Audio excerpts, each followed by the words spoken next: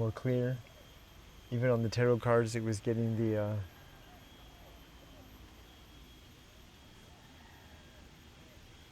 Yeah. I don't remember which one, but it was this freedom to fly, to soar. It's time to fly, but then kind of at the same time be the hermit with the introspection. So like the knowledge is there. Like we went inside, found the knowledge. We know how to fly now. We know what we're doing. So just keep maintaining the course. Maintain the course. Yeah. Things have started to seem like they're easier, and the whole thing with AI generation, like making it simpler and simpler. Like each step, we don't have to figure it out. We don't have to go.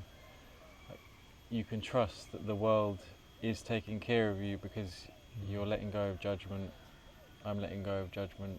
I'm allowing things to be as they are, and even whatever happens, just coming back. I mean, even these events of the last few days, where like some of them I found more difficult, but still coming back, okay, and the world is still taking care of me because this is for my own good. Whatever this scene is, it's for my own good. It's for me to learn something in this is helping me. And just to keep having that idea, like my world is taking care of me because it's a forgiveness lesson. It's for me. It's helpful. It's all helpful. And no matter like what happens next, it's all helpful. And I just feel this, even the last few days, like something's lifting. Like you say, we've been transitioning through states. Even today is a brand new day. There is no past. It's, yeah. We moved into this month of October. So October is a big change from September. The energy was different. September was a lot of doing, getting things together, preparing things, organizing stuff, getting things like set up. And now October is kind of moving into like the autopilot. Like here we are, October. We're autopilot now. There's a lot of other energies. The universe is taking care of us more. We have the Hunter's Moon coming up on the 6th. So this is like 30% stronger energy I was talking about. So this is energy that's going to be here for us to use to move forward. And also it's fire energy. So it's in the house of Aries. So fire is, yeah, it just gets things done for us. We don't need to rely so much on it. Like you're saying, that going on. Then a couple of days ago, like when we went to the beach, I had the big thing. I kept thinking the world, everything is working out, working, being present, future, this continuous kind of past, present, continuous model. Whereas no, it's worked out. It's worked out. Everything's worked out. Everything's taken care of. Past tense, Yeah, it's already done. Everything's already done.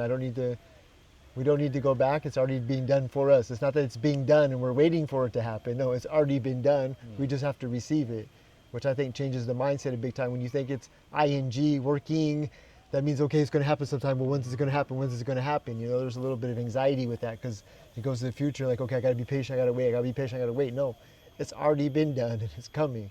It just seems to sit a lot better with me. And I think the same thing like you're experiencing with the AI stuff, the stuff that wasn't there before. And now it's become available to you. You're like, hang on a minute, no, it wasn't there before. You had to reach a certain level of energy to realize that, to get through all this stuff of last month, to carry you now into this month, and now, okay, here's October. There's even something I put out, I don't recall what it is now, but I put out for the month of October, like a motto for this month was not worked out October, but something along these lines. October, it's worked out already. The whole month of October, everything's worked out. The universe has worked everything out for us for this month. So we just ride this energy, like the autopilot. We're in, we know what to do. Okay, we need some reminders here and there, but the main thing is we know already. And it's just a matter, like you were saying before, about the hour. We do it every 15 minutes, every 10 minutes, but now it's kind of like an embodiment now. We need to embody it. We understand it, we've repeated it. Now it just needs to be, again, like the heartbeat, like the breath. It just happens that way. By the way, you started recording on this one, right? Yeah. Should be recording, yeah. Yeah. Yeah, my world is taking care of me. I was looking at it this morning, and I received like all my world has taken care of me. Even I could put it in past tense. But there's something really important this morning that came up, is that I can trust the world. I can trust the world not because it will give me what I think I want, but I can trust the world because it will give me everything I need for my purpose of healing my mind and being happy. And I really have no idea like the source of my happiness. But it's okay to have preferences and ideas. I was thinking, like, I want this motorbike, and I want a motorbike that is in good condition for a certain price, and I want it to run well. And I'm like, okay, universe, if you want me to have this motorbike, and if it's necessary for my highest good to have this motorbike, maybe I don't need it. Maybe I just need a moped, and that's enough, and just a half decent moped or whatever. And maybe I don't know what's best for me. Like, but okay, universe, you know what's best. I want to just follow in the way of joy, in the way of finding peace and real happiness in my life. Yeah, so I give it up and I say, okay, the universe is taking care of me to give me everything that I need, not necessarily everything I want. Because yeah, I'm willing to be wrong about everything. Like, everything that I think I want, I think I need.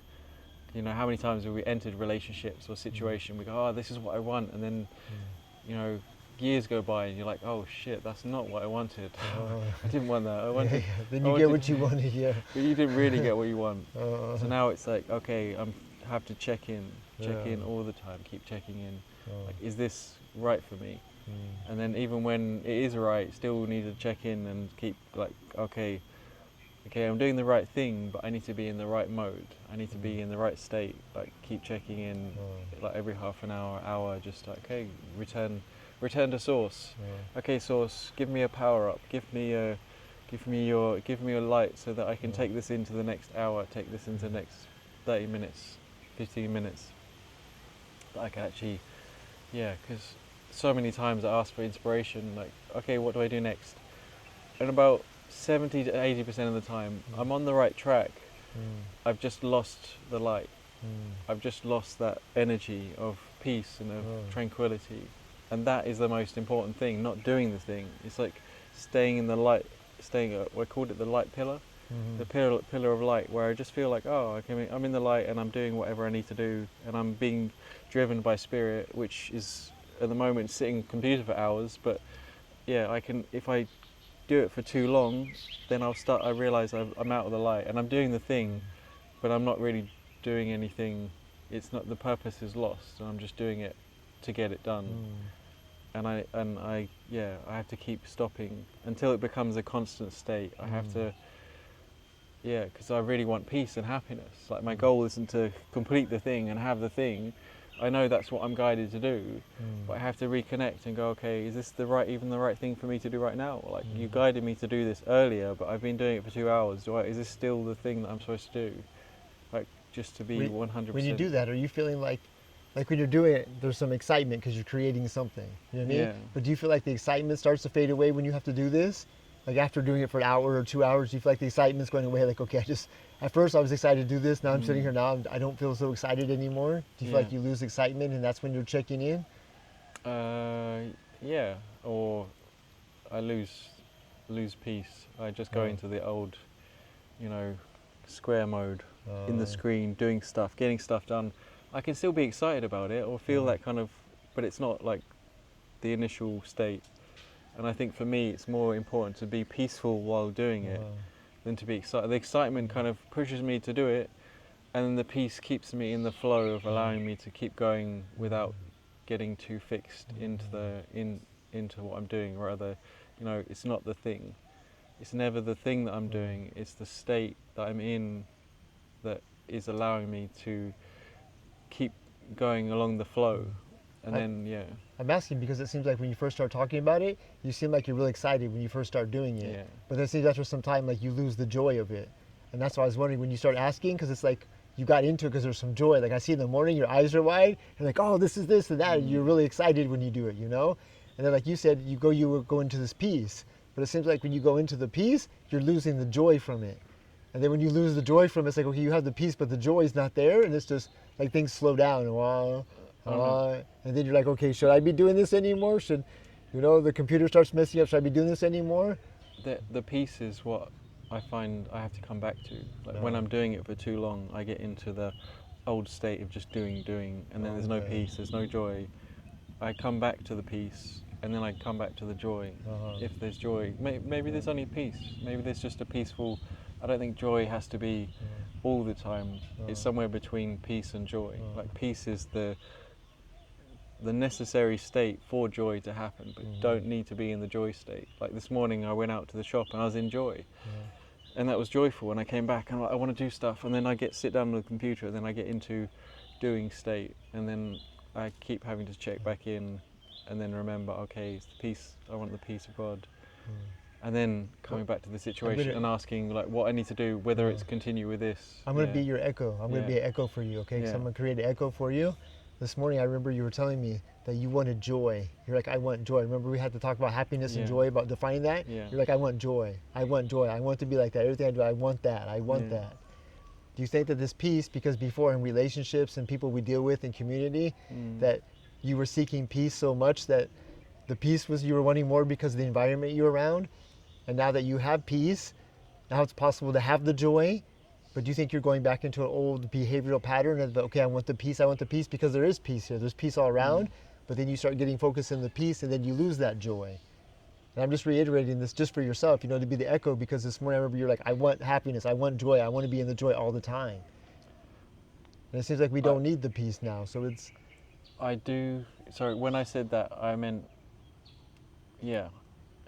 peace and joy. I meant peace and joy, because if I'm in the joy for too long, I get overexcited. Okay. I get too much. Like this morning, I was in there for like an hour and 2 hours, and I'm like, I started to get overexcited, and then I need to come back to the peace. I need to keep coming back, and then the peace happens, and I come back to prayer, and I come back to like, okay, let me be calm, and then the joy starts again, and it starts picking up. I'm like, okay, in the joy again, but yeah. So you're finding a balance. There's a balance between the peace and the joy, and that's where you're. Yeah. That's where you're kind of going between right now. You're finding between, you want peace, you want joy. So now you're finding your middle point, your balance now. That's what happened when I was in Vipassana. Like I had too much joy, and I kept going with it, and then I would start to lose the joy. And the way to go back into the joy was to go back to my room and just meditate, go back to a quiet space and spend some time by myself, and then I could again go back out and feel the joy again. But I think if we try to hold on to the joy for too long, it turns to attachment again. Like, I want this state, I want this state. Yeah. The peace is natural. The peace is like the constant state. The joy is like the gift. It's like if you can maintain peace in as many ways, in many different situations. Yeah. Like when a bee flies into your eye. If you can maintain the peace, then the joy is a natural byproduct, but it's not. I want to be in as much joy as possible, but I know that peace is like the prerequisite for joy. Yeah, but I don't expect to be in joy 100% of the time. Even 20%, 30%, I'll be happy with that. But peace, I want constant. Well, how do you feel though? Like when your joy's turned up, like I know like when my joy's turned up high, like I have a lot of energy coming in. You know what I mean? And it's like I'm not looking for other things. Like when it's like my energy level actually. I get excited about something. That's why I said, when we're sitting around, it's like, oh, do you feel like recording? Well, I don't know. I'm kind of relaxed. Yeah. But as soon as we start doing it, it's like, okay, I turn that joy, and just the energy just comes. It's automatically just comes in. So for me, that's just the thing. Like I noticed, and you said about the joy, and that's why I agreed with you this morning about that. With the happiness, the joy, yes, okay, I can maintain a joy state. Because when I'm in a joy state, I'm going places, I'm doing stuff, I notice I can maintain the whole day. I don't need to eat, I'm not eating water, I'm not needing anything. I'm just, energy, it's like I'm just plugged into this joy. It's like my electrical outlet, and I can just go from place to place, next thing. People come around, the good energy's coming with as well, and it doesn't seem to drain me. And I'm trying to think of the state, because I don't know. I guess it's like, peace is like the ground you walk on, whereas joy is what, like, imagine it's like the ground you walk on is evaporating, and the joy is coming through the peace. But you've got to stay on the peace, on the ground of peace. Otherwise, once you lose that, then you lose the joy. You fall. I think I'm able to just stay on the ground of peace all the time. Yeah. So I have the peace, and no matter what happens, it's like whatever, They talk about the guy. If the guy ran up and punched me in the face, I'd be like, Or the same thing with the guys with the gasoline, you know, he overpriced me. I was like, oh, you got me, good one, you know. I just shook hands. I'm like, okay, just maintain it, you know, just maintain it. Don't let anything disrupt that. And I guess I've just been focused on that for a long time. That would be my sitting up at the yellow house, you know, just normalizing peace. Everything I do is just peace. Everything is peace. Everything is peace. So I sat there by myself and had no external things besides like weather or animals or occasional motorbike from a farmer going by. I was able to maintain the peace all the time. So it was easier for me to walk away and just maintain. And when things happened, it didn't bother me so much because I was able to get out of that state and normalize the state of peace. Which was something I think I also normalized because I noticed that like when I would smoke, you know what I mean? I'd smoke a little bit of the Mary Jane, the green ganj, that I would like have a really good state of peace, like nothing would bother me. And I was like, you know what? I like this when I smoke, but I can't smoke all the time. I need stuff to do. So I was like, you know what I'm gonna do? I'm gonna smoke for a week straight. And I'm just gonna be smoked out and I'm gonna make this the new normal. This is gonna be the new normal. I'm gonna do this for a week. Every day I'm just gonna smoke morning, afternoon, night. This is the new normal. And then when I quit smoking, it was like, okay, this is the new normal. But I maintained that peace. The peace state, the buzz state went away, but I maintained the peace state. I was like, this is nice. Like, I did it. I normalized the effect of it. You know, I got used to it and said, okay, this is going to be normal. But I knew I'm going to take this away. You know what I mean? So when I took it away, it was, yeah, the peace remained. And I was able to do the other stuff and focus more, I believe, on the joyful stuff, doing the joyful things. Because when the joy comes, then the energy comes, and no matter what happens, I'm still like the guy at the gas station. You know what I mean? Whatever happens when I'm riding, I get a big chunk of dirt in my eye. I'm like, oh, I got dirt in my eye. I think it's funny. Yeah, I didn't put my glasses on, you know? Just no matter what happens, don't let it disturb my peace. You know what I mean? We were looking for the fruit stands yesterday. It's like all these stands were closed. And I was like, okay, well, they're all closed. What can we do? You know, last night there was a bunch. Now there's not. Then we came back, we saw another one, but it was like, nah, like, it didn't look so good. The other one, the price was too high. But I was like, okay, like, I still have peace. You know what I mean? I'm still okay. Everything's okay. Nobody's dying. Everything's all right. Let's get back on the scooter. Let's ride. You know what I mean? Even when you point out where the gas station was, I thought we were someplace on a different road. I was like, okay, well, I was wrong. We're on the wrong road. You know what I mean? I'm just like, whatever. Just keep the peace as being the norm. I don't know if that, you know what I mean? If that kind of mentality helps out, to just no matter what situation you're in, maybe it's the guideline that you're moving through, just keep peace, everything. It's always peaceful. No matter what, there's peace. No matter what, there's peace. Yeah. Say there is some like critical things that prevent us from continuing the peace, right? Attachment. Like as soon as you become attached to an outcome or a form or an idea, then you lose your peace. Yeah. As soon as, like any time you're attached to... No attachments and no diversions. That's the big thing with Vipassana. Yeah, and I was just listening this morning, like attachment to be right. Like if I want to be right about something, I will lose my peace. Anything. Like if you want to be right about anything, anything. Just a simple thing. Oh, I want to be right. I'm right. I'm right. No. As soon as I am not at peace, I am wrong. I realize it's a warning sign. Like as soon as I lose my peace, I'm wrong. Something's wrong. Something's wrong. I've lost my peace. Okay, I'm wrong about something. I don't know what it is because in the moment, whenever we think we're right about anything, like then you've lost your peace. You've lost your happiness because now it's more important to have the thing that you're right about than it is the peace. So peace must be the ultimate goal, the ultimate set point. Like this is what I want. Like if I'm not experiencing this, then I must be wrong about something. I felt that when we went on the motorbike, when you pointed out the gas station, I was like, well, I guess I was wrong. But I felt like a kind of like a feeling came on, like a tension came, because it was like at first, but I didn't even want to say like I'm wrong. You know what I mean? But it was like I was like, I don't want to admit I'm wrong, but I was just like, yeah, well, I guess I was wrong. And as soon as I said it, it was like. And it just went away, but it was a tension that came on that, like you're saying, that need to be right or that need to not be wrong. But in that moment, it was I could feel, like anxiety was coming on. I was like, I'm wrong. I'm wrong. I make mistakes. You know, I screw up. I don't remember everything. But as soon as I did that, my peace was maintained back. I was on the back of the scooter. I was like, okay, I was wrong. All right. It's not so bad. Just keep on riding, and just moved, and the peace was maintained. So yeah, you're absolutely right about that. When we're attached to things, attached to the outcomes, and And they can be very ingrained, right, in relationships, in situations, in so many Expectations. expectations, assumptions. Yeah. Like, we have to be super vigilant with our It's thoughts, our decision making, yeah. like so many things that initially when we start doing this work on ourselves, right, we're Mm. just completely oblivious that we're in assumption um, most of the day. Like I believe that the majority of the planet is on autopilot of assumptions, desires, you know, attachments. It's like built into the. Attachments, Look aversions. at that weird spider. It looks crazy. Yeah. I Looks think they're over here. I had one on me the other day. It looks like little. It's got like crab claws looking things on it. Yeah.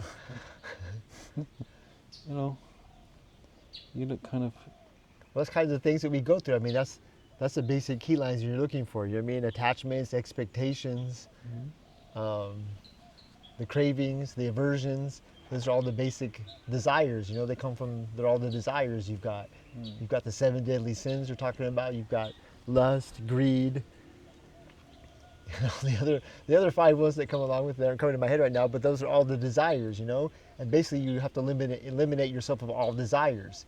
Every single one of the desires leads to something in overconsumption. That's why even if it's the best thing, like even if you have the desire, like when we go get something, I notice like if I sit there and create a strong desire for it, it gets stronger and stronger and stronger. That's like with my friends, my Islam friends, that they're like, you know, you have a desire here, just take it, just take it. Like so the desire goes away. You know, if you want something, oh my gosh, I want that food right there. You know, it's better just get that food and eat it because if you don't, the desire just grows and grows. And that seems to be the main thing. The 7 deadly sins, all the desires, is to eliminate yourself of all desires. Desires are expectations. Why? Because you have a desire for somebody to do something or not to do something. That's an expectation, right? So they are all the desires, and all the desires are related to a chakra in your body. So every single desire you have, if you overindulge in any of these desires, it blocks the chakra, the energy within you, and then your energy doesn't flow right. Yeah. And you can go back every single time and say, hey, check, well, what is that? You know, but basically it's a desire. It's always a desire. There's some desire there. Where's the desire coming from? And if you sit and you're still with it, you'll feel where the desire is coming from. Because you've got thoughts, you've got laziness, a third eye. You've got every single one is connected. And we'll put this underneath on the video, maybe put a link to it or throw the image in here. Yeah. But every single one every desire is linked to a chakra point. And all of these, this is a way to notice, because you'll feel these energies, you'll feel these drains in different places. You won't feel the energy coming in because you're blocking, like your third eye. When you start getting lazy and you want to sleep more, you'll notice your intuitiveness, it goes away. Yeah. But you'll feel direct blockages in every single of the chakras. Do you have a practice that can enable you to see it using chakra work? You can, but I believe that the best thing is just to clear all the energies out and I have no desire. There's no desire. Just no desires. Just my bowl is empty. I have no desire for anything. And you can tell a desire because a desire, you'll feel your energy going towards it.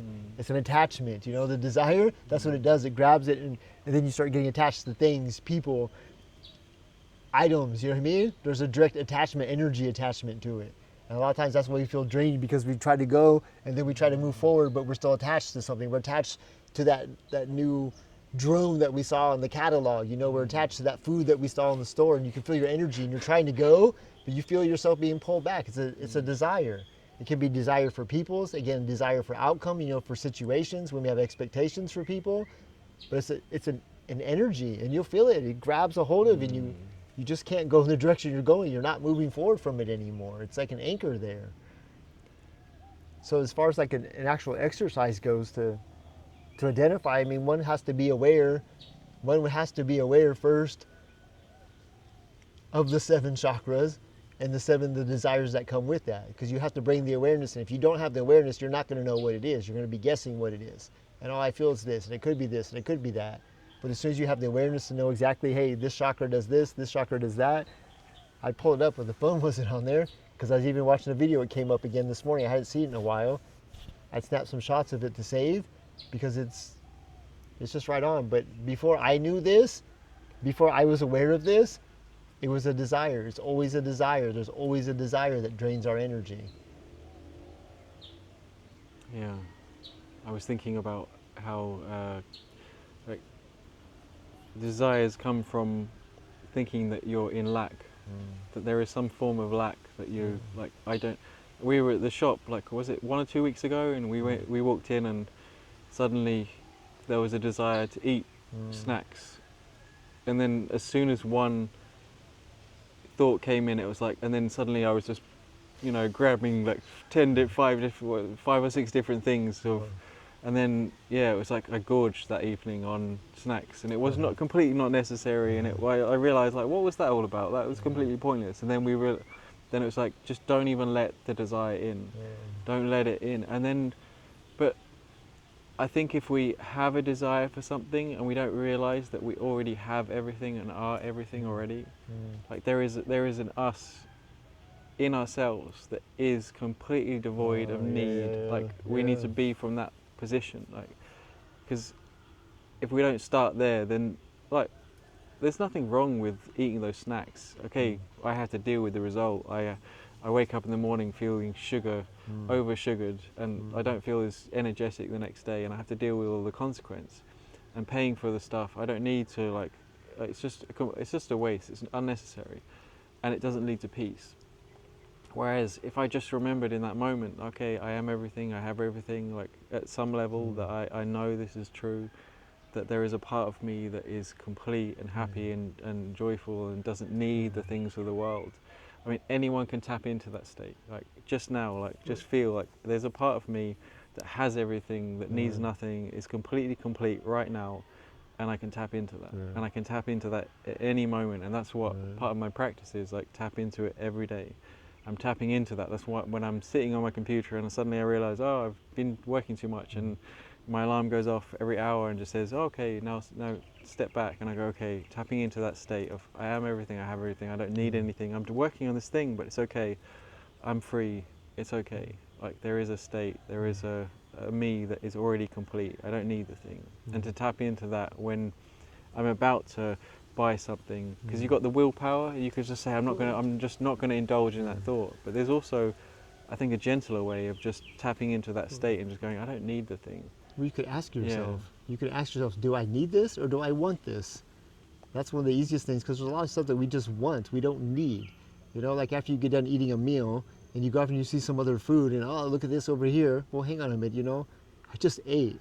I don't need any more food, I just want it, And I know when I go to the store, especially when it comes to material items and food stuff, a lot of times I'm like, but I'm like, do I need this or do I want this? Obviously a chocolate cake is not, there's nothing good for my health about this. You know what I mean? It's going to taste good, but do I need this or do I want it? And it's like, well, I just want it. And when I start doing this, I start realizing, asking before, do I need it? Do I want it? Do I need it? Do I want it? Every single desire that comes up, do I need it? Do I want it?